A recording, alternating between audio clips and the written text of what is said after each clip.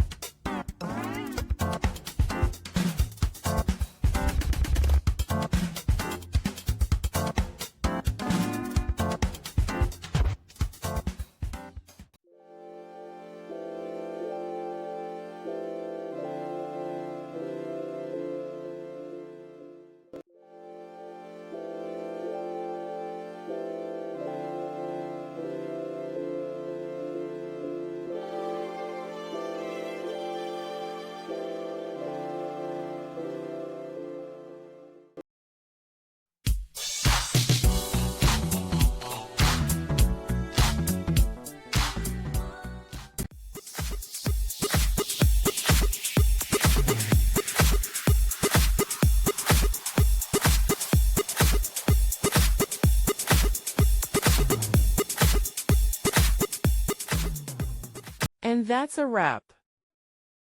I hope you found the answer you were looking for. If you did, take a second to hit that subscribe button. It really helps out. And let me know in the comments which solution worked best for you. See you next time in the debug zone.